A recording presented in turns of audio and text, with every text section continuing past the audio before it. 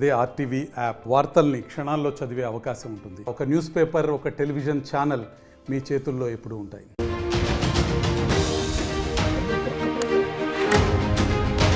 శాసన మండలిలో వైసీపీ మరొక బిగ్ షాక్ తగిలింది. వైసీపీకి ఎమ్మెల్సీ మర్రి రాజశేఖర్ రాజీనామా చేశారు. ఇప్పటికే 4 ఎమ్మెల్సీ రాజీనామా చేయగా తాజాగా రాజీనామా చేసిన దాంట్లో మర్రి రాజశేఖర్ చేరిపోయారు. తర్వాత పోతుల సునీత కూడా రాజీనామా చేసిన సంగతి తెలిసిందే. బల్లి కళ్యాణ్ చక్రవర్తి, కర్రి పద్మశ్రీ, జయమంగళ వెంకటరమణ, మర్రి రాజశేఖర్తో రాజీనామాతో 5కు పెరిగింది వైసీపీకి సంబంధించి రాజీనామా చేసినటువంటి ఎమ్మెల్సీల సంఖ్య.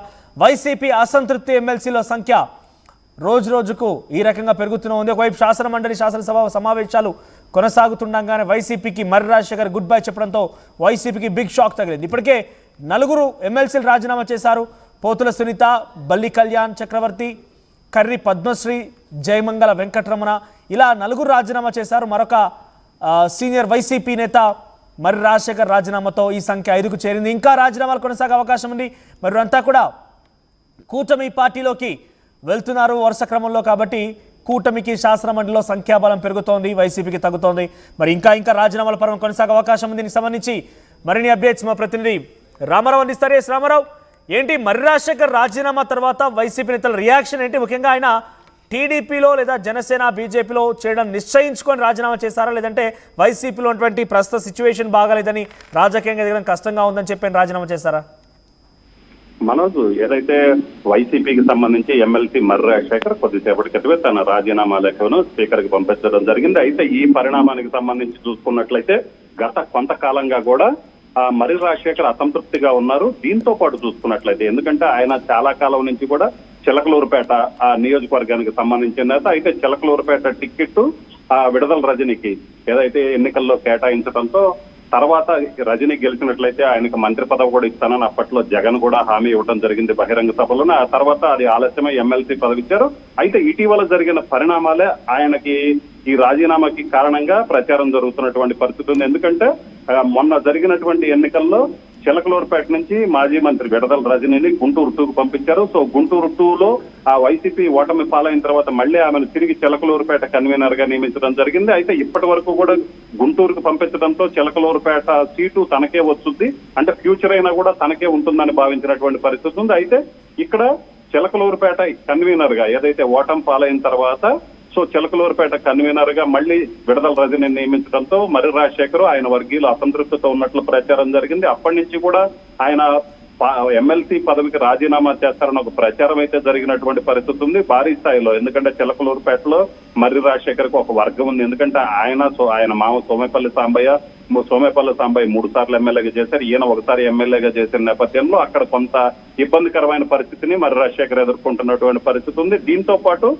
కొంతకాలంగా కూడా ఆయన పార్టీ కార్యక్రమాలకి కొంత దూరంగా ఉన్నారు. అలాగనే ఇటీవల జగన్ తో జరిగినటువంటి సమావేశానికి కూడా ఆయన వెళ్ళలేదు.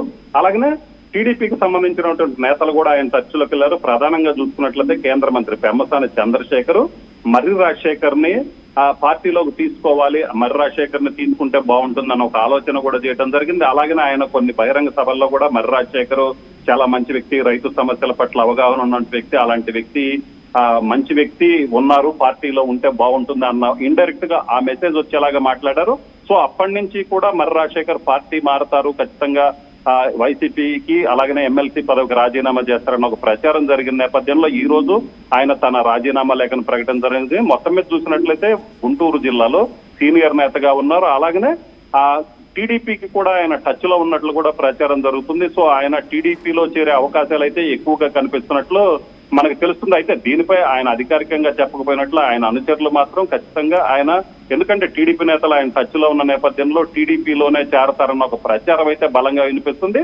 సో ఆయన ఇప్పుడు ఏ పార్టీలో చేరతారంటే ఖచ్చితంగా టీడీపీలోనే చేరతారన్న ఒక ప్రచారం వినిపిస్తున్నప్పటికీ కూడా అధికారికంగా అయితే మాత్రం ఆయన అనుచరులుగానే ఆయన ఎటువంటి ప్రకటన చేయకపోయినప్పటికీ కూడా సో కొంతకాలంగా జరుగుతున్నటువంటి జిల్లాలో జరుగుతున్న పరిణామాలు కావచ్చు, చిలకలూరుపేట నియోజకవర్గంలో జరుగుతున్న ఈ పరిణామాలన్నీ పరిశీలించినట్లయితే ఆయన టీడీపీలో చేరే అవకాశాలు ఎక్కువగా కనిపిస్తున్నాయి. మనోజ్, అంటే రామారావు బేసిక్గా అధికార పార్టీలోకి వస్తున్నారంటే ఏదో ఒక పెద్ద పదవిలా అని, లేకపోతే ఇంకేదైనా కాంట్రాక్ట్లు ఇంకా రకరకాలుగా ఆశించే వస్తుంటారు, కొన్ని కమిట్మెంట్స్ కూడా ఉంటుంటాయి. ఈ నేపథ్యంలో అధికార పార్టీలో చేరాయి కాబట్టి ఏమైనా పదవి ఆశిస్తున్నారా? పెద్ద మొత్తంలో ఆయనకి పదవి కట్టబెట్టే అవకాశం ఏదైనా కనబడుతోందా? సో ఇప్పటికైతే మాత్రం రాజశేఖర్ కి సంబంధించి ఆ పార్టీకి సంబంధించి ఎటువంటి హామీ అయితే లేదు. అయితే ఎందుకంటే ఎమ్మెల్సీ స్థానాలు ఖాళీ అయ్యాయి, మళ్ళీ కొత్తగా ఎమ్మెల్సీ స్థానాలు ఉన్న నేపథ్యంలో ఆయనకి పార్టీలో మళ్ళీ తిరిగి అదే పదవి ఇస్తారన్న ఒక ప్రచారం అయితే జరుగుతుంది. దీనికి సంబంధించి కేంద్ర మంత్రి పెమ్మసాని చంద్రశేఖర్ తో ఆయన మాట్లాడారన్న ఒక ప్రచారం అయితే జరుగుతుంది. దీన్ని ఎవరు ధృవీకరించినప్పటికీ కూడా ఖచ్చితంగా పార్టీలో రాజశేఖర్ సీనియారిటీని ఉపయోగించుకుంటాము, ఆయనకి మంచి ప్రాధాన్యత ఇస్తారు అన్న ఒక ప్రచారం అయితే జరుగుతుంది. ఆయన అనుచరులు కూడా, ఎందుకంటే ఇక్కడ పార్టీలో సముచిత స్థానం లభించలేదు, గౌరవం లభించలేదు. గౌరవం లభించకపోవటం వల్లే తాను పార్టీని పెడుతున్నాను. ఆ తెలుగుదేశం ఏదైతే పార్టీ మారితే ఆ పార్టీలోనైనా కరెక్ట్ ప్రాధాన్యత ఉంటేనే పార్టీలో చేరే అవకాశం ఉన్న నేపథ్యంలో ఖచ్చితంగా కేంద్ర మంత్రి పెమ్మసాని చంద్రశేఖర్ తో మర్రి రాజశేఖర్ మాట్లాడే ఉంటారని ఒక ప్రచారం ఉంది. ఖచ్చితంగా ఆయనకి పార్టీలో అయితే మాత్రం ఒక మంచి ప్రాధాన్యత లభించే పోస్ట్ అయితే వచ్చే అవకాశం అయితే కనిపిస్తుంది. మనోజ్. రైట్ రామారావు. వరుసగా వైసీపీకి ఎమ్మెల్సీ రాజీనామా చేస్తున్నారు. ఇప్పటికే 4 ఎమ్మెల్యేలు రాజీనామా చేయగా తాజాగా ఈ రోజు మర్రి రాజశేఖర్ రెడ్డి మరొక ఎమ్మెల్సీ కూడా రాజీనామా చేశారు.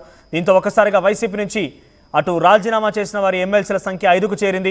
ఇప్పటికే చాలా మంది కూడా, అంటే వరుసగా మనం చూస్తూనే ఉన్నాం, చాలా మంది కూడా గుడ్ బై చెప్తున్నారు. చాలా సీనియర్ నేతలు కూడా పార్టీకి గుడ్ బై చెప్తూ జగన్ పై విమర్శలు కూడా చేస్తున్నారు.